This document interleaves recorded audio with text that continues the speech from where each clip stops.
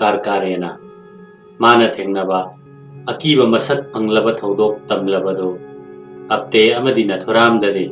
खुदोंग थिबगी वांगमदा लोइसंग मकोक काचिन्नमदा लैरिबा ऑफिसरसिंगदा पाव पुबा लानमी अमना लानपुंगी सक्तम लीरबदो मंगाइरे मकोय अनिमक तसेंगना खंगबा ngami मदुदि मकोयगी थमोइदि यामना कथोकचरबसु थोकलिबा थौदोक अदुदा खजिक्तंग फावबा मतेंग ओइगदबा थबक अमत्त तौबा ngamdri हाइबसे मकोयना संपादक की वारोलदा थौरबा वहाइदा कांग्रेस लुसिंगबसिंगना जिनाबु कनखटपगी दमक्ता हुंदुना इरमी प्रेस आइन सुथुगाइरमी अमसुंग हिंदू की मथक्ता मुस्लिम की मिहात मिनई की असेंगबा सक्तम कया ईदुना फोंगलमी अमसुंग मखोइना हिंदू अमदी सिख सिंगना मुस्लिम सिंगी मथक्ता चथबा अवोक अथोंगी मियोट मिनईदा थगतफम थोकपनी नत्रबदी मखोइगी थवोंगदु सौगतपनी हाइना लौगनी हाइना सु इरमी पुनादा अपतेदे इमुंग मनुंग सुना लैबा इमुंग मथोल अनी की योम आनंद श्रमदा लैरम माना यंगसिलेबा इमुंग मनुंग अदु यामना चावे मदुदा लैरिबसी नुपी अंगांग अमदी मचे मसन मनाव तरुक अमगनी अमसुंग युमगी अहल अमा ओइना यामना कुपना यंगसिलमी अदुबो मागी इमुंगी मथौ नतबदा महाक हिंदूगी मरमगी दमक्ता खोंग यांगबा मी अमा ओइना चेनबा हौरक्ली लान मनुंगी एयरफोर्स की थबक थादोकलबा ऑफिसर अतोप लमदा लंजाबा चंगलोबा अमदी पायरक पाइखोदा बोम थादबा थोंग कापखाइबा इथै खोंग थुगाइबा यावरुबा कयागा नीतिगी उनै मदुगुम दंदी अदुनी माना हिंदूगी यक्नबसिंगी मथक्ता पीननबा मंग मंगलेबा महाकना तरंगदा मथंता साजिंजरिबना मसामक अकी अखंग वांग मलालबा लुचिंगबा मा थवाई कथोकलबा मियाम अमना माना हाइबत इंदुना तुंगिलबा मदुदा माना लेप लैतना क्वाइदगी तमथीबा लांजंगदा याथंग तौथरकपदुनी नथुरामना मखोइगी पाउसे दुगी नोंगमा नोंगमागी थबक्ता माइ वनसिंदुना लैरिङै अपतेना माइगै थुंगना चेंदुना मदुगु हिंहनबा सेल खाइरि महाक ngangbada halengba leitraba matam matamdugi thoklabata ngangba pot yonba amagomni amaromdasu makalami amari magi thabakta pukning changbadudi hainingai leite Bombay da mahak ina khunba Hindu lalonba kayaga unabada kharadi kanakhi makoido thamoi tappi amari minungsi cheli amari pukning tingna makoigi amatta ngairaba dharma dugi damakta maipuna na cheliba miyam maduda pamudana sel thadarami Bombay da toina lakpada aptena ngai hak potha boina manorama selvibo hek hek puduna chali makoi cinema ma adumak yengi nongchup lomgi hotel gi mayai warap tangba amada numidangi chara ma aduk chaminai aduga ka ama loraga hing ama kari ama lenminai apte motorcycle ama leire amasung mile chamaga kun lappa Bombay gi arapado pung kaya marum sangjarabaso manorama ga loina rugadabanina karimata na sungbide amukti mahakna manorama bu puna phawba सांगलबा लंबेलदो motorcycle दा पुरखी बॉम्बे दा लेरिबा अपतेगी सेंथंग थदरइबा मियोइसिंग अदुना अपतेगी अफा पुंदगी नाथोक्तुना नुंगाइ थोकपसि खंगलक्लबदि पुक्सेल चौथोकपदु लेपखिबसु याय अमरोमदा महाक Christian नुपी अमगी प्रेमिक अमा ओइरि मदुमक्तो मखोइगी मित्येंगदा हिंदूगी मरमगी दमक थवाइ यावजबा अदुदा पक्चदबा ओइना सोइफम थोकपनि मसामकपो यामना तमथीबा लांजाबा मयामगी लुचिंगबनी लौजरिबा अपतेदी थमोइदा अरोना थुप थंबा हैतबा ओइना तौइ पुनादा महाकना थकपा चाबगी थौरम सिल्लांगे लुना तिनबा मरुप मपांग कया तिलहलगा मागी पोथी मयामदो पुथोकलगा वरी साइ अमसुंग यामना तोइना यक्नबना ड्रामादा तौबगुमना अकीबगी मसक फंगलबा साफुदा तकथरकपगी खोंजंग चंगसिनबगी खुदम पिरगनी हाइबगी मवोंग उल्ली मतवदुदा मी अयाम्बा मागा उनद्रबसो माना तौगदौरिबा थवोंगदुगी वारीदी ताइ मयामदुगी मरक्ता ददा महाराज साइबा जात अचौबा हिंदू कांगलुप की मकोक पुष्टि माग वैष्णव हाइना खंगनबदुगी मकोकतुसु अमनी महाक चही निफु मरी सुरे अमसुंग बॉम्बे शहर की मसक नायरबा भोलेश्वर मंदिर के अकोइबदा लैबा युम अमदा लैरमी मुकुंदो मालविया कौब मी अमना दादा महाराज ता हाय माना मी अमा खंगे मियोय अदुना पाकिस्तानी कॉन्स्टिट्यूएंट असेंबली बु थुगाइगदौरी महाकी ममिंग नारायण आप्ते कौई संसार थादोक्लबा फिबम अमा ओइजरबसो दादा महाराज ते संसार की थबक अदुम समनरी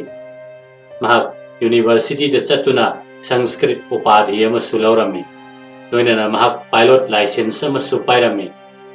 महाक मागी धर्म की मकोक अमा ओइना पुकनिंग यामना चंगलमी मसामक हिंदू धर्म बु ngak senba amadi madugi maramda sandokpa mioi oina laujarami mahak lairik heiba amang atong yengna chatpa amadi marau leiba mi soirami pumna maksigi mathakta mahak ina khunma mi amasuni chahi gi senthok lupa lakh humlom oirami madu mabu ningba si sesingna mabu nungsijabadagi katlabadagi phangbani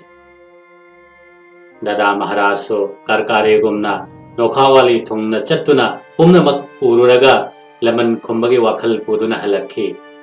महाकना मफम मफम खुदिंग द चत्तुना पाउजेल अमा संदोए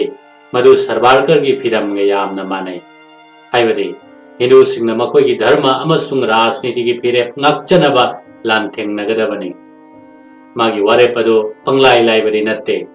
हिंदू सिंगबु इचंग थोगनबगी दमक्ता महाकना लोना अकापी अमदी पोखाइबी खुलाई लैसिनबा हौरमी खुलाई सिंगदो निजाम की लमदमदा Koyna तारिबा Hindu सिंगदा Lemna येनगदौरिबनी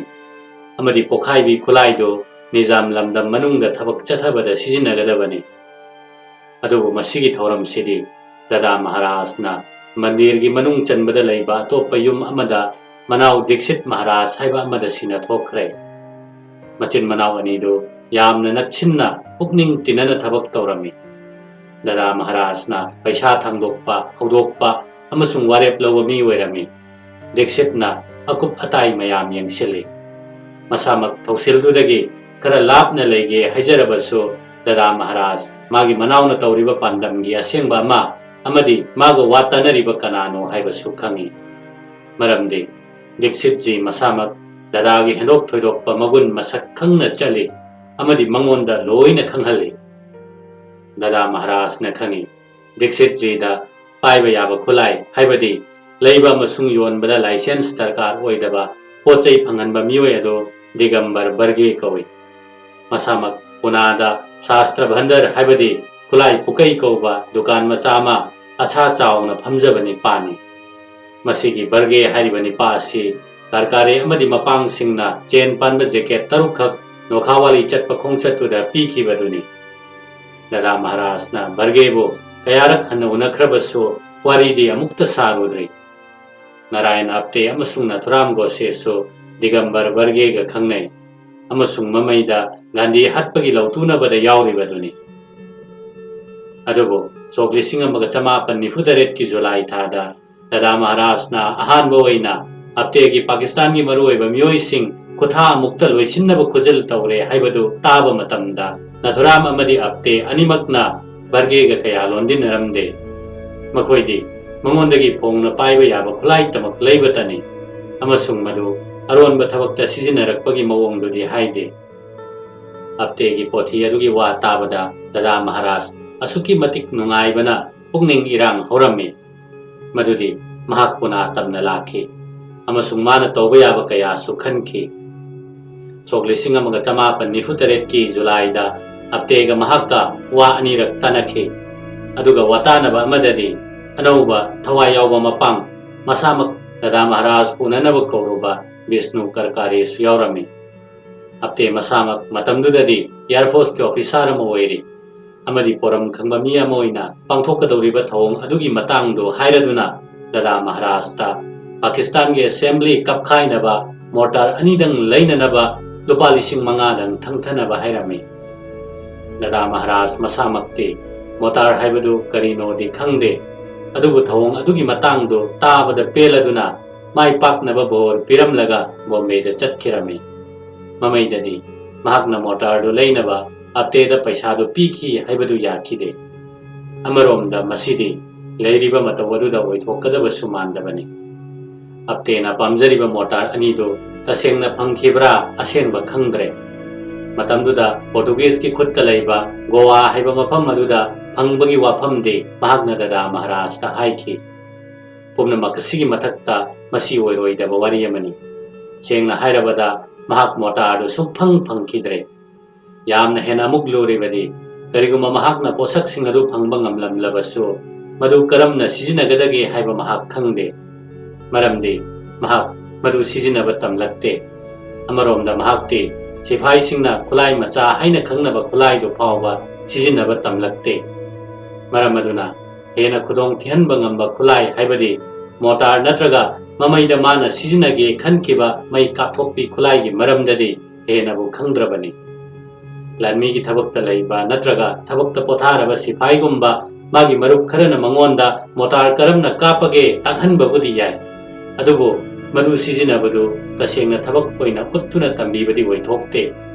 ꯑꯃꯁꯨꯡ ꯃꯗꯨ ꯃꯔꯨ ꯀꯔꯝꯅ ꯍꯥꯟꯕ ꯑꯃꯗꯤ ꯇꯥꯟꯖꯥ ꯑꯃꯗꯤ ꯃꯔꯨ ꯄꯪꯃꯥꯡ ꯃꯥꯡꯍꯟꯗꯅ ꯑꯔꯥꯞꯄ ꯈꯪꯗꯣꯛꯄꯅꯆꯤꯡꯕꯒꯤ ꯃꯇꯥꯡ ꯑꯗꯨꯁꯨꯅꯤ꯫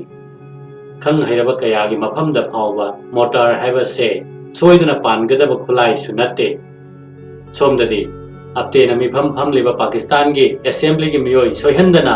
ꯂꯣꯏꯅ ꯇꯨꯝꯅ ꯃꯥꯡꯍꯟꯕꯒꯤ ꯋꯥꯐꯝꯂꯣꯝꯗ ꯂꯥꯛꯂꯤ꯫ ꯚꯥꯔꯠ ꯂꯥꯟꯃꯤꯅ ꯃꯇꯝꯗꯨꯗ ꯁꯤꯖꯤꯟꯅꯕ ꯃꯣꯔꯇꯥꯔ ꯃꯈꯜ ꯑꯅꯤ ꯂꯩꯔꯝꯃꯤ, ꯏꯟꯆꯤ 2 ꯑꯃꯗꯤ 3꯫ ꯀꯔꯤꯒꯨꯝꯕ ꯃꯍꯥꯛꯅ ꯈꯔ ꯑꯄꯤꯛꯄ ꯈꯨꯠꯂꯥꯏ ꯑꯗꯨ ꯑꯣꯏꯅ ꯄꯥꯀꯤꯁꯇꯥꯟꯒꯤ ꯑꯦꯁꯦꯝꯕ꯭ꯂꯤꯗ ꯂꯪꯁꯤꯟꯒꯦ ꯂꯦꯞꯂꯕꯁꯨ ꯁꯣꯏꯕ ꯅꯥꯏꯗꯅ ꯑꯃꯗꯤ ꯃꯥꯡꯖꯧꯅꯅ ꯈꯪꯈꯤꯗꯅ ꯀꯔꯝꯅ ꯄꯥꯡꯊꯣꯛꯎꯒꯅꯤ? ꯅꯠꯇ꯭ꯔꯒ ꯃꯍꯥꯛꯅ ꯃꯊꯛꯇꯒꯤ ꯊꯥꯗꯔꯒ ꯂꯣꯏꯁꯪꯗꯨꯃꯛ ꯊꯨꯒꯥꯏꯕ ꯄꯥꯝꯂꯝꯕ ꯖꯥꯠꯂꯥ? ꯑꯗꯨꯕꯨ ꯃꯗꯨꯃꯛꯅꯕꯨ ꯍꯦꯟꯅ ꯑꯣꯏꯊꯣꯛꯀꯗꯕ ꯐꯤꯔꯦꯞ ꯑꯣꯏꯔꯤꯕ꯭ꯔꯥ? ꯃꯣꯔꯇꯥꯔꯒꯤ ꯄꯣꯊꯤ ꯃꯌꯥꯝ ꯑꯗꯨ ꯑꯔꯣꯏꯕꯗꯗꯤ ꯃꯉꯣꯟꯗ ꯈꯨꯠꯅ ꯊꯥ ꯂꯥꯝꯅꯕ ꯍꯣꯠꯅꯕꯗꯨ ꯑꯣꯏꯈ꯭ꯔꯦ꯫ ꯃꯗꯨꯒꯤ ꯊꯧꯑꯣꯡ ꯑꯗꯨ ꯃꯥꯒꯤ ꯁꯛꯇꯤꯒꯤ ꯋꯥꯡꯃꯗ ꯂꯩꯔꯤꯕ ꯃꯥꯒꯤ ꯃꯪꯒꯨꯝꯕꯅꯤ꯫ ꯄꯨꯝꯅꯃꯛ ꯑꯗꯨ ꯐꯪꯂꯛꯇ꯭ꯔꯕ ꯑꯗꯨꯗ ꯑꯞꯇꯦ ꯈꯔ ꯍꯟꯊꯕ ꯑꯁꯥ ꯑꯃꯃꯨꯛ ꯇꯧꯔꯦ꯫ ꯃꯗꯨꯗꯤ ꯁ꯭ꯇꯦꯟ ꯒꯟꯅꯤ꯫ ꯄꯥꯛ ꯆꯥꯎꯅ ꯐꯪꯕ ꯊꯣꯝꯁꯟ ꯁꯕꯃꯦꯆꯤꯟ ꯒꯟ ꯍꯥꯏꯕꯗꯨꯗꯒꯤ ꯈꯔ ꯁꯦꯝꯗꯣꯛꯄꯗꯅꯤ꯫ ꯁ꯭ꯇꯦꯟ ꯒꯟ ꯍꯥꯏꯕꯁꯦ ꯂꯥꯟ ꯂꯣꯏꯔꯛꯄ ꯃꯇꯝꯗꯗꯤ ꯚꯥꯔꯠ ꯑꯃꯁꯨꯡ ꯄꯥꯀꯤꯁꯇꯥꯟꯒꯤ ꯈꯣꯡ ꯂꯥꯟꯃꯤꯅ ꯁꯤꯖꯤꯟꯅꯕ ꯍꯧꯔꯕꯅꯤ꯫ ꯑꯞꯇꯦꯗꯤ ꯀꯥꯔꯀꯥꯔꯦꯅ ꯄꯨꯅꯥ ꯑꯃꯗꯤ ꯑꯍꯃꯗꯅꯒꯔꯗ ꯂꯥꯟꯃꯤꯁꯤꯡꯅ ꯂꯦꯡꯖꯨꯝꯗ ꯁ꯭ꯇꯦꯟ ꯒꯟ ꯌꯥꯟꯗꯨꯅ ꯆꯠꯄꯗꯨ ꯎꯔꯝꯕ ꯌꯥꯏ꯫ ꯁ꯭ꯇꯦꯟ ꯒꯟ ꯍꯥꯏꯕꯗꯨꯃꯛꯇꯤ ꯐꯪꯕꯗ ꯄꯪꯋꯥ ꯋꯥꯗ꯭ꯔꯦ꯫ ꯚꯥꯔꯠꯇ ꯊꯕꯛ ꯇꯧꯔꯝꯕ ꯕ꯭ꯔꯤꯇꯤꯁ ꯂꯥꯟꯃꯤꯗ ꯑꯆꯧꯕ ꯑꯑꯣꯟꯕ ꯑꯃ ꯂꯥꯛꯄ ꯃꯇꯝ ꯑꯁꯤꯗ ꯃꯍꯟꯐꯝꯗ ꯍꯟꯈꯤꯕ ꯇꯥꯔꯕꯗ ꯚꯥꯔꯠ ꯂꯥꯟꯃꯤꯗ ꯃꯆꯣꯏ ꯇꯥꯔꯛꯄ ꯑꯃꯗꯤ ꯈꯨꯠꯂꯥꯏ ꯐꯥꯎꯕ ꯃꯐꯝ ꯃꯔꯥꯡ ꯈꯪꯅꯔꯛꯇꯕ ꯃꯇꯝ ꯑꯗꯨꯗ ꯁ꯭ꯇꯦꯟ ꯒꯟ ꯑꯃꯗꯤ ꯄꯥꯏꯕ ꯌꯥꯗꯕ ꯈꯨꯠꯂꯥꯏ ꯃꯄꯩ ꯑꯃꯗꯤ ꯃꯤꯆꯝꯁꯤꯡꯒꯤ ꯃꯈꯨꯠꯇ ꯌꯧꯔꯛꯈꯤ꯫ ꯑꯗꯨꯅ ꯁꯣꯛ 1998ꯀꯤ ꯀꯥꯂꯦꯟ ꯑꯗꯨꯋꯥꯏꯗꯗꯤ ꯂꯤꯈꯨꯟꯕꯨ ꯈꯪꯂꯕꯗꯤ ꯁ꯭ꯇꯦꯟ ꯒꯟ ꯅꯠꯇ꯭ꯔꯒ ꯔꯥꯏꯐꯜ ꯈꯔꯗꯤ ꯌꯥꯝꯅ ꯀꯣꯝꯅ ꯐꯪꯂꯝꯃꯤ꯫ ꯑꯞꯇꯦꯒ ꯗꯗꯥ ꯃꯍꯥꯔꯥꯖꯀ ꯋꯥꯔꯤ ꯁꯥꯅꯕꯗ ꯃꯇꯦꯡ ꯄꯥꯡꯒꯅꯤ ꯍꯥꯏꯗꯨꯅ ꯄꯨꯅꯥꯗ ꯂꯥꯛꯈꯤꯕ ꯃꯁꯥꯃꯛ ꯃꯈꯥ ꯇꯥꯅ ꯂꯩꯊꯔꯤꯕ ꯀꯥꯔꯀꯥꯔꯦꯅ ꯑꯞꯇꯦꯗ ꯗꯤꯒꯝꯕꯔ ꯕꯔꯒꯦ ꯎꯅꯔꯒ ꯃꯥꯅ ꯈꯨꯠꯂꯥꯏꯗꯨ ꯄꯤꯕ ꯉꯝꯕ꯭ꯔꯥ ꯌꯦꯡꯂꯨꯁꯤ ꯍꯥꯏꯔꯦ꯫ ꯃꯇꯝꯗꯨ ꯐꯥꯎꯕꯗꯤ ꯃꯍꯥꯛ ꯑꯞꯇꯦꯒ ꯅꯊꯨꯔꯥꯝꯒꯗ ꯀꯣꯏꯅ ꯆꯠꯄ ꯃꯤ ꯑꯃ ꯑꯣꯏꯔꯤ꯫ ꯃꯍꯥꯛꯀꯤ ꯁꯛꯇꯝꯁꯤ ꯑꯍꯥꯟꯕ ꯍꯦꯛ ꯎꯕꯗ ꯃꯇꯧ ꯃꯥꯟꯕ ꯁꯛ ꯅꯠꯇꯦ꯫ ꯁꯛ ꯆꯨꯝꯗꯕ ꯃꯤꯡꯁꯦꯜꯗ ꯌꯦꯡꯕꯗ ꯎꯕ ꯁꯛꯇꯝ ꯃꯥꯟꯕ ꯕꯔꯒꯦ ꯌꯥꯝꯅ ꯄꯤ, ꯀꯥꯞ ꯃꯨꯛꯇꯪ ꯋꯥꯡꯕꯒꯨꯝꯃꯤ, ꯑꯗꯨꯕꯨ ꯃꯁꯥꯗꯤ ꯀꯟꯕ ꯃꯔꯩ ꯇꯥꯕꯅꯤ꯫ ꯑꯉꯥꯡ ꯑꯣꯏꯔꯤꯉꯩꯗ ꯑꯁꯣꯛ-ꯑꯄꯟ ꯅꯪꯈꯤꯕꯒꯤ ꯃꯥꯒꯤ ꯃꯃꯤꯠ ꯅꯥꯝꯃ ꯈꯔ ꯍꯦꯟꯅ ꯈꯨꯏ, ꯌꯦꯡꯕꯗ ꯊꯥ ꯁꯨꯗꯅ ꯄꯣꯛꯄ ꯃꯥꯜꯂꯤ꯫ ꯃꯍꯥꯛ ꯁꯤꯅꯦꯃꯥꯗ ꯂꯥꯟꯉꯝꯕ ꯑꯃꯅ ꯇꯧꯕ ꯃꯇꯧꯒꯨꯝꯃꯤ꯫ ꯃꯁꯥꯃꯛ ꯋꯥꯖꯥꯎ ꯉꯥꯡꯕꯗ ꯀꯨꯝ ꯄꯨꯔꯕ ꯃꯤ ꯑꯃ ꯑꯣꯏꯅ ꯏꯁꯤꯡ ꯂꯤꯠꯇꯕ ꯃꯤꯅꯤ꯫ ꯃꯤꯁꯤꯡꯅ ꯃꯉꯣꯟꯗꯒꯤ ꯅꯥꯟꯊꯣꯛꯂꯒ ꯂꯣꯏꯔꯦ ꯍꯥꯏꯗꯨꯅ ꯃꯥꯅ ꯌꯣꯟꯕ ꯊꯥꯡꯁꯥꯡ ꯑꯃꯗꯤ ꯊꯥꯡ ꯃꯆꯥ ꯂꯩꯈ꯭ꯔꯤꯕꯅꯤ꯫ ꯃꯥꯒꯤ ꯃꯤꯑꯣꯏ ꯄꯤꯛꯄ ꯑꯃꯗꯤ ꯃꯃꯤꯠ ꯑꯅꯤꯗꯨ ꯃꯥꯟꯅꯗꯕꯗꯨꯅ ꯃꯤꯌꯥꯝ ꯃꯔꯛ ꯑꯃꯗꯁꯨ ꯂꯥꯏꯅ ꯈꯟꯗꯣꯛꯄ ꯉꯝꯃꯤ꯫ ꯑꯗꯨꯕꯨ ꯃꯍꯥꯛ ꯐꯤꯕꯝ ꯀꯥꯏꯕ ꯃꯑꯣꯡꯗ ꯁꯥꯖꯤꯜꯂꯒ ꯁꯛꯂꯣꯠꯄ, ꯃꯁꯥꯃꯛꯄꯨ ꯀꯅꯥꯁꯨ ꯑꯁꯦꯡꯕ ꯁꯛꯇꯝ ꯈꯪꯍꯟꯗꯕ ꯃꯑꯣꯡꯗ ꯂꯣꯠꯄ ꯉꯝꯃꯤ ꯍꯥꯏꯅ ꯈꯟꯖꯩ꯫ ꯃꯗꯨꯒꯤ ꯄ꯭ꯔꯃꯥꯟ ꯑꯣꯏꯅ ꯃꯥꯅ ꯃꯥꯒꯤ ꯑꯦꯜꯕꯝ ꯑꯃ ꯁꯦꯝꯃꯤ, ꯃꯗꯨꯗ ꯃꯥꯅ ꯌꯥꯝꯅ ꯁꯥꯊꯤꯕ ꯑꯔꯣꯟꯕ ꯊꯕꯛ ꯀꯌꯥ ꯇꯧꯕꯗ ꯁꯛꯂꯣꯠꯈꯤꯕꯒꯤ ꯐꯤꯕꯝ ꯀꯌꯥꯃꯔꯨꯝ ꯌꯥꯎꯕ ꯐꯣꯇꯣ ꯃꯌꯥꯝ ꯑꯃ ꯌꯥꯎꯔꯤ꯫ ꯐꯣꯇꯣꯁꯤꯡꯗꯨ ꯐꯣꯇꯣ ꯅꯝꯐꯝꯁꯤꯡꯗ ꯅꯝꯕꯅꯤ꯫ ꯃꯗꯨꯗ ꯁꯗꯨꯝ ꯌꯣꯟꯕ ꯃꯨꯁꯂꯤꯝ, ꯄꯨꯖꯥ ꯀꯠꯂꯤꯕ ꯕ꯭ꯔꯥꯍꯃꯟ ꯑꯃ, ꯂꯧꯕ ꯁꯤꯛ ꯑꯃ, ꯑꯗꯨꯗꯒꯤ ꯍꯦꯟꯗꯣꯛꯈ꯭ꯔꯗꯨꯅ ꯊꯣꯉꯥꯛꯄꯅ ꯉꯥꯛꯂꯤꯕ ꯀꯩꯁꯨꯝꯁꯪꯗ ꯂꯩꯕ ꯃꯤ ꯑꯃꯒꯤ ꯁꯛꯇꯝ ꯐꯥꯎꯕ ꯁꯥꯈ꯭ꯔꯦ꯫ ꯅꯣꯡꯃꯗꯤ ꯃꯍꯥꯛꯅ ꯗꯤꯛꯁꯤꯠꯖꯤ ꯃꯍꯥꯔꯥꯖꯀꯤ ꯃꯅꯥꯛꯇ ꯁꯤꯟꯐꯝꯗ ꯏꯁꯩ ꯁꯛꯄ ꯁꯥꯔꯗꯨꯅ Magi manai amana tabla maru manau pairaduna isai sakpasingna tawbagum lakhi. Dixit ji na thoraklaba matungda Barge na pungsingdu sidoklami amasung thang mayam ama puthoraklami. Barge bu thabada magi manai Shankar Kistiagi wari chithaurabadi mapung paroi.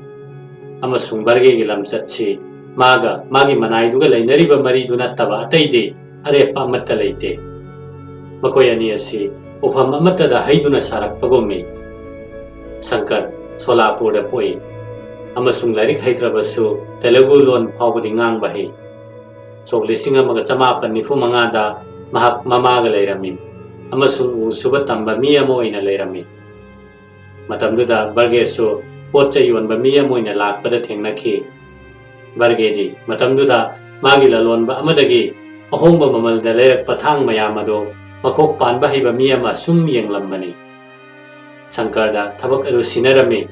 Agi kusumandi lupa kuntani chaba amadi setnaba phi piraga. Shankar Barge ga punkhre amasung Punada laklami. Punada di mahak lamdugi lon Marathi phawba khangde amasung magi mapugi mapan tangbatai. Mapuduna amuk mangonda sudaba Telugu lon amadi Hindi da ma phawba khangdaba mongda hairi.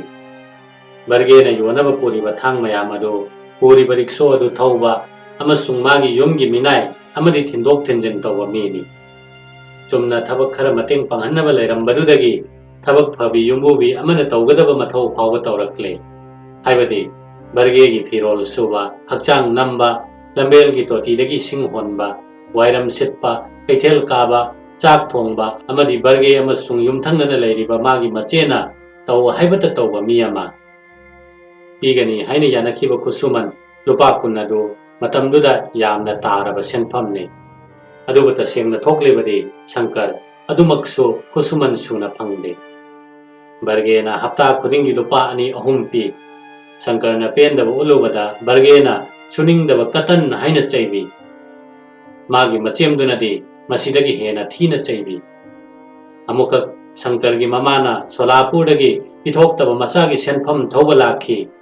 Adubu machanupagi maraibak-tudagi panghen hende. Sok lising amaga chamapan nifu taruki mayai adwaida Shankar gi tha taruki khusuman tolami. Amasung phangbagi asa lairamde. Ningba kaina mahak chen khirami. Adubu Barge di madugi chenpham lambi adu phawba thatpa ngamkhi. Mahakna polista magi minaina lupa chani lauraga chen khre haina wakalami. Shankar mamagi manakta sumdring chatkibado pulisna Solapurdagi phaduna puraklami. Pulis ki lokapta ahing khara ma leluraga pulis ki wa hangbagi mawong kayadu thengnarubada Shankar na Barge si chelaba phawbada nanthokpham leitaba sakti leiba mi amani haina laurami. Amasung mabu phana thina tawrabasu aremba punsido magi mapugi nakta leirage leple. Mahakna ngakpinaba Barge da haijarami.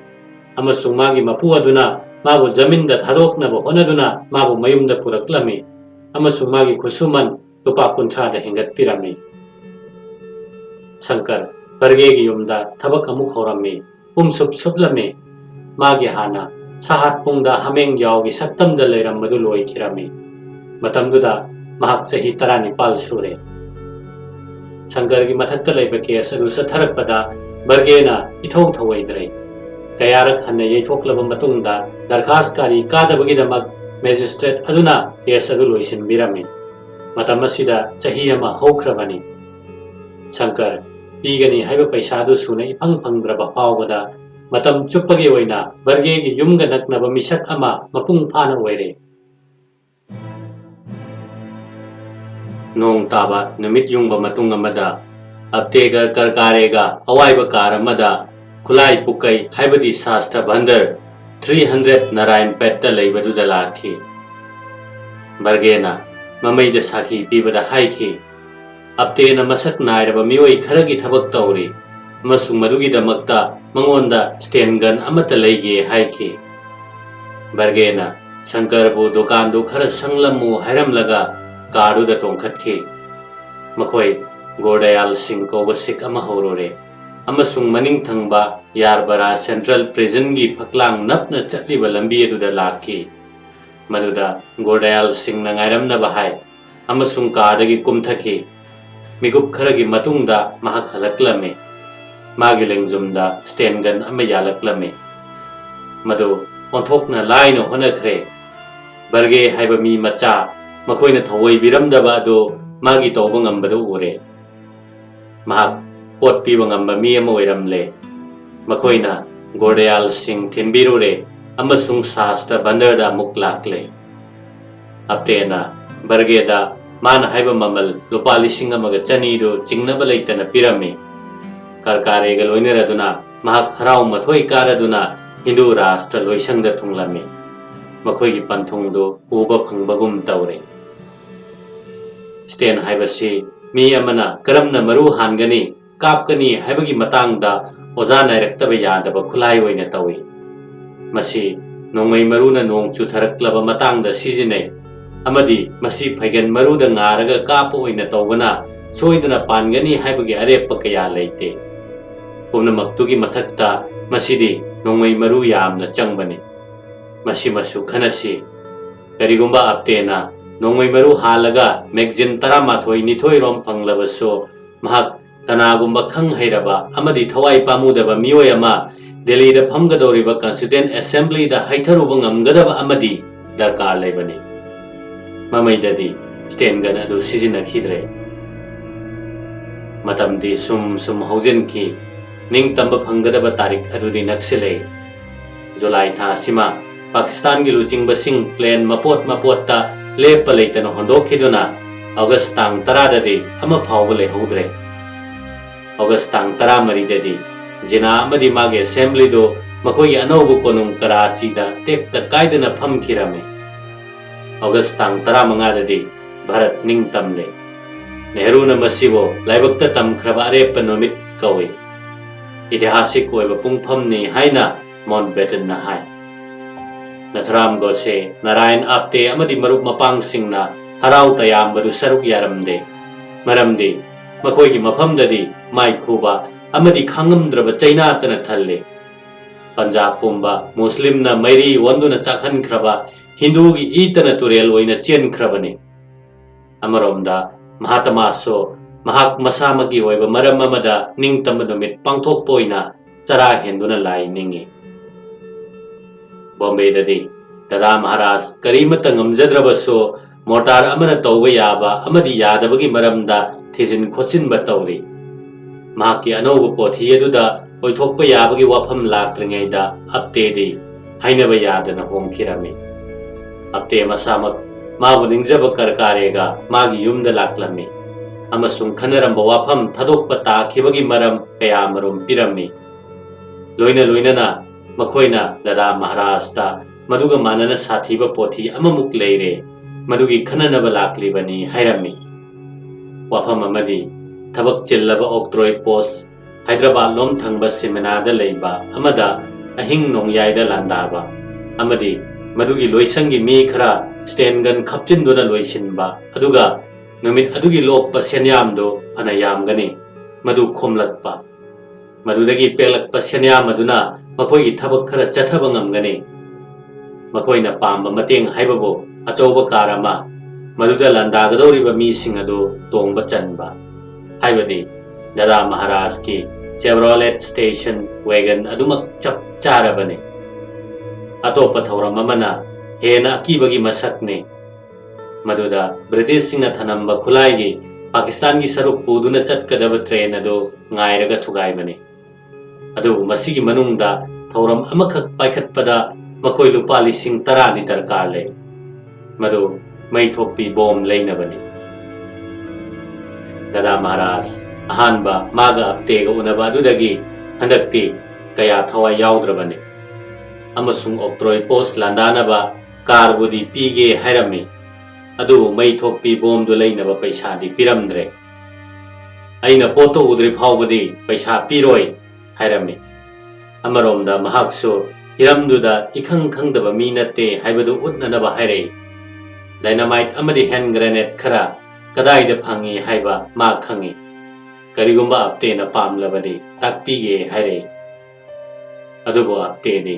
lan matamgi I pau utpada ukhiba mai thokpi bomgi sakti do ꯄꯨꯛꯅꯤꯡꯗ ꯈꯟꯗꯨꯅꯇ ꯂꯩꯈꯤ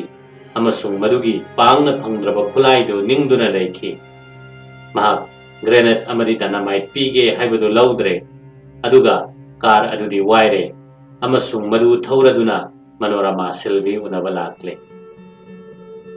ꯃꯊꯪ ꯊꯥ ꯑꯅꯤꯗꯤ ꯗꯥꯗꯥ ꯃꯍꯥꯔꯥꯖ ꯑꯞꯇꯦꯗꯒꯤ ꯀꯔꯤꯃꯠꯇ ꯇꯥꯕ ꯐꯪꯗꯦ ꯑꯃꯁꯨꯡ ꯑꯣꯛꯇꯣꯕꯔꯒꯤ ꯍꯧꯔꯛꯄꯗꯗꯤ ꯃꯍꯥꯛ ꯄꯨꯅꯥꯗ ꯀꯔꯤ ꯇꯧꯅꯔꯤꯕꯒꯦ ꯍꯪꯕ ꯑꯃꯁꯨꯡ ꯃꯥꯒꯤ ꯀꯥꯔ ꯑꯗꯨꯁꯨ ꯄꯤꯌꯨ ꯍꯥꯏꯗꯨꯅ ꯊꯧꯕ ꯂꯥꯛꯈꯤ꯫ ꯍꯟꯗꯛꯃꯨꯛꯁꯨ ꯑꯞꯇꯦꯅ ꯃꯥꯒꯤ ꯗꯣꯜꯗꯒꯤ ꯊꯋꯥꯏ ꯌꯥꯎꯖꯕ ꯅꯍꯥ 11-12 ꯀꯧꯗꯨꯅ ꯃꯥꯒ ꯎꯅꯍꯟꯗꯨꯅ ꯀꯨꯝꯃꯩ ꯑꯃꯃꯨꯛ ꯇꯧꯔꯝꯃꯤ꯫ ꯍꯥꯏꯔꯝꯃꯤ ꯃꯈꯣꯏ ꯃꯩ ꯊꯣꯛꯄꯤ ꯕꯣꯝꯗꯣ ꯂꯥꯛꯄ ꯉꯥꯏꯔꯤ, ꯃꯗꯨꯅ ꯃꯊꯪꯒꯤ ꯄꯥꯀꯤꯁꯇꯥꯟ ꯇꯥꯅ ꯈꯨꯠꯂꯥꯏ ꯄꯨꯗꯨꯅ ꯆꯠꯀꯗꯕ ꯇ꯭ꯔꯦꯟ ꯑꯗꯨ ꯊꯨꯒꯥꯏꯒꯗꯧꯔꯤꯕꯅꯤ꯫ ꯑꯞꯇꯦꯅ ꯗꯥꯗꯥ ꯃꯍꯥꯔꯥꯖꯄꯨ ꯄꯨꯛꯅꯤꯡ ꯐꯥꯗꯕ ꯑꯣꯏꯅ ꯃꯥ ꯑꯃꯁꯨꯡ ꯃꯥꯒꯤ ꯂꯣꯏꯅꯕꯗꯨꯅ ꯁꯥꯕ ꯑꯅꯧꯕ ꯃꯈꯣꯏꯒꯤ ꯄ꯭ꯔꯦꯁ ꯑꯃꯗꯤ ꯂꯣꯏꯁꯪꯒꯤ ꯃꯤ ꯐꯝꯅꯕ ꯁꯥꯕ ꯁꯪꯗꯣ ꯁꯪꯒꯥꯕꯤꯔꯝꯅꯕ ꯕꯥꯇꯣꯟꯁꯨ ꯇꯧꯁꯤꯜꯂꯝꯃꯤ꯫ ꯍꯤꯟꯗꯨ ꯔꯥꯁꯇ꯭ꯔꯗꯨ ꯉꯁꯤꯗꯤ ꯃꯁꯥꯒꯤ ꯌꯨꯝꯏꯪꯈꯣꯜ ꯂꯩꯖꯔꯦ꯫ ꯑꯣꯛꯇ꯭ꯔꯣꯏ ꯄꯣꯁꯠ ꯂꯥꯟꯗꯥꯕꯗꯨꯒꯤ ꯃꯇꯥꯡꯗꯗꯤ ꯀꯔꯤꯃꯠꯇ ꯍꯧꯗꯣꯛꯇ꯭ꯔꯦ, ꯑꯗꯨꯕꯨ ꯗꯥꯗꯥ ꯃꯍꯥꯔꯥꯖ ꯃꯥꯒꯤ ꯀꯥꯔꯗꯨ ꯑꯃꯨꯛ ꯎꯕ ꯐꯪꯕꯗ ꯂꯥꯏꯕꯛ ꯐꯔꯦ ꯈꯟꯖꯈ꯭ꯔꯦ꯫ ꯃꯗꯨꯒꯤꯁꯨ ꯃꯊꯛꯇ ꯃꯥꯕꯨ ꯁꯪꯒꯥꯕꯒꯤ ꯊꯧꯔꯝꯗꯨ ꯇꯧꯕꯤꯅꯕ ꯕꯥꯔꯇꯣꯟ ꯇꯧꯕꯗꯨꯃꯛꯅ ꯃꯊꯟꯇ ꯆꯥꯎꯊꯣꯛꯆꯔꯕꯅꯤ꯫ ꯃꯁꯤ ꯑꯇꯥꯕꯤ ꯑꯃ ꯑꯣꯏꯅ ꯁꯥꯔꯚꯥꯔꯀꯔꯅ ꯐꯪꯐꯝ ꯊꯣꯛꯄ ꯈꯨꯗꯣꯡꯆꯥꯕ ꯑꯃꯅꯤ꯫ ꯑꯗꯨꯕꯨ ꯍꯧꯈꯤꯕ ꯊꯥ ꯈꯔꯗꯒꯤ ꯁꯥꯔꯚꯥꯔꯀꯔ ꯍꯛꯆꯥꯡ ꯏꯉꯝ ꯉꯝꯗꯅ ꯂꯩꯔꯤ ꯑꯃꯁꯨꯡ ꯕꯣꯝꯕꯦꯒꯤ ꯃꯄꯥꯟꯗ ꯇꯧꯒꯗꯕ ꯊꯕꯛ ꯑꯃꯠꯇ ꯂꯧꯔꯝꯗꯦ꯫ ꯑꯃ ꯈꯪꯗꯦ ꯍꯟꯗꯛꯃꯨꯛꯀ ꯗꯥꯗꯥ ꯃꯍꯥꯔꯥꯖ ꯑꯞꯇꯦꯕꯨ ꯃꯇꯦꯡ ꯄꯥꯡꯅꯤꯡꯕꯒꯤ ꯃꯇꯧꯗꯨ ꯎꯠꯂꯝꯃꯤ, ꯑꯗꯨꯕꯨ ꯃꯩ ꯊꯣꯛꯄꯤ ꯕꯣꯝꯗꯨꯒꯤ ꯄꯩꯁꯥ ꯊꯥꯗꯕꯗꯤ ꯃꯥꯅ ꯃꯁꯛ ꯍꯦꯛ ꯎꯕ ꯐꯪꯗ꯭ꯔꯤ ꯐꯥꯎꯕ ꯌꯥꯔꯝꯗꯦ꯫ ꯗꯥꯗꯥ ꯃꯍꯥꯔꯥꯖꯅ ꯃꯃꯩꯗ ꯖꯕꯥꯟ ꯄꯤꯕꯗ ꯍꯥꯏꯈꯤ ꯃꯗꯨꯒꯤ ꯃꯇꯨꯡꯗ ꯊꯕꯛ ꯑꯗꯨꯗ ꯁꯤꯖꯤꯟꯅꯅꯕ ꯄꯣꯈꯥꯏꯕꯤ ꯈꯨꯠꯂꯥꯏꯒꯤ ꯃꯔꯝꯗ ꯋꯥꯐꯝ ꯀꯌꯥꯃꯔꯨꯝ ꯈꯟꯅꯈꯤ꯫ ꯄꯣꯈꯥꯏꯕꯤ ꯈꯨꯠꯂꯥꯏꯗꯨ ꯐꯪꯕ ꯌꯥꯕ ꯕꯔꯒꯦꯗꯨ ꯀꯧꯔꯨꯅꯕ ꯑꯞꯇꯦꯅ ꯃꯈꯥ ꯇꯥꯅ ꯋꯥ ꯉꯥꯡꯈꯤ꯫ ꯗꯥꯗꯥ ꯃꯍꯥꯔꯥꯖ ꯇꯁꯦꯡꯕꯗꯤ ꯕꯔꯒꯦ ꯀꯅꯥꯅꯣ ꯍꯥꯏꯕ ꯈꯪꯏ ꯑꯃꯁꯨꯡ ꯃꯥꯒꯤ ꯃꯅꯥꯎꯅꯨꯄꯥꯒ ꯊꯕꯛ ꯄꯨꯟꯕ ꯃꯇꯥꯡꯗ ꯑꯃꯨꯛ ꯑꯅꯤꯔꯛ ꯎꯅꯈ꯭ꯔꯕꯅꯤ, ꯑꯗꯨꯕꯨ ꯑꯃꯨꯛꯇ ꯅꯛꯅꯅꯗꯤ ꯇꯤꯟꯅꯔꯨꯗꯦ꯫ ꯃꯍꯥꯛꯀꯤ ꯃꯔꯨꯒ ꯀꯣꯟꯅꯕ ꯅꯣꯡꯃꯩ, ꯃꯩꯅꯥ, ꯗꯤꯇꯣꯅꯦꯇꯔ ꯑꯃꯁꯨꯡ 808 ꯄꯦꯀꯦꯠ ꯍꯥꯏꯕ ꯄꯣꯈꯥꯏꯕꯤ ꯈꯨꯠꯂꯥꯏ ꯄꯨꯔꯗꯨꯅ ꯊꯨꯡꯂꯔꯦ꯫ ꯕꯔꯒꯦꯅ ꯄꯨꯔꯛꯂꯤꯕ ꯂꯣꯏꯅꯃꯛ ꯗꯥꯗꯥ ꯃꯍꯥꯔꯥꯖꯅ ꯂꯩꯔꯦ ꯑꯃꯁꯨꯡ ꯃꯗꯨ ꯃꯐꯝ ꯑꯗꯨꯗ ꯄꯩꯁꯤꯜꯂꯝꯃꯤ꯫ ꯃꯃꯩꯗ ꯅꯣꯡꯃ ꯕꯣꯝꯕꯦꯗ ꯄꯨꯔꯒ ꯍꯥꯏꯗ꯭ꯔꯕꯥꯗꯇ ꯂꯩꯕ ꯍꯤꯟꯗꯨꯁꯤꯡꯗ ꯃꯥꯒꯤ ꯃꯅꯥꯎ ꯗꯤꯛꯁꯤꯠ ꯖꯤ ꯊꯥꯔꯒ ꯌꯦꯟꯊꯣꯛꯅꯕ ꯈꯪꯍꯜꯂꯝꯃꯤ꯫ ꯑꯞꯇꯦꯅ ꯑꯗꯨꯗꯒꯤ ꯁꯦꯝꯗꯣꯛꯂꯕ ꯄꯤꯁꯇꯣꯜ ꯑꯃ ꯄꯨꯊꯣꯔꯛꯏ, ꯂꯨꯄꯥ 100ꯗ ꯂꯩꯔꯛꯄꯅꯤ ꯍꯥꯏ꯫ ꯃꯥꯅ ꯗꯥꯗꯥ ꯃꯍꯥꯔꯥꯖꯇ ꯃꯗꯨꯒꯤ ꯃꯍꯨꯠꯇ ꯍꯦꯟꯅ ꯁꯣꯏꯔꯣꯏꯗꯕ ꯄꯤꯁꯇꯣꯜ, ꯁꯛꯇꯤꯗꯤ ꯍꯦꯟꯅ ꯂꯩꯕ ꯑꯃ ꯑꯣꯟꯕꯤꯕ ꯉꯝꯕ꯭ꯔꯥ ꯍꯪꯂꯝꯃꯤ꯫ ꯗꯥꯗꯥ ꯃꯍꯥꯔꯥꯖꯅ ꯑꯞꯇꯦꯒꯤ ꯄꯤꯁꯇꯣꯜꯗꯨ ꯂꯧꯔꯗꯨꯅ ꯍꯦꯟꯅ ꯐꯕ ꯄꯤꯁꯇꯣꯜ ꯑꯃ ꯄꯤꯕ ꯉꯝꯗ꯭ꯔꯒ ꯃꯥꯒꯤ ꯄꯤꯁꯇꯣꯜꯗꯨꯒꯤ ꯃꯃꯜ ꯍꯟꯒꯦ ꯍꯥꯏꯔꯝꯃꯤ꯫ ꯑꯗꯨꯒꯤ ꯃꯇꯨꯡꯗꯒꯤ ꯃꯍꯥꯛꯀꯤ ꯀꯥꯔ ꯑꯗꯨ ꯊꯧꯔꯗꯨꯅ ꯆꯠꯈꯤꯔꯝꯃꯤ꯫ ꯀꯥꯏꯅꯔꯝꯗꯥꯏꯗ ꯂꯥꯎꯔꯝꯃꯤ, ꯅꯣꯡꯃꯩ ꯃꯔꯨ ꯄꯨꯕ ꯄꯥꯀꯤꯁꯇꯥꯟꯒꯤ ꯇ꯭ꯔꯦꯟꯗꯣ ꯁꯣꯏꯗꯅ ꯊꯨꯒꯥꯏꯗꯕ ꯌꯥꯗꯦꯀꯣ꯫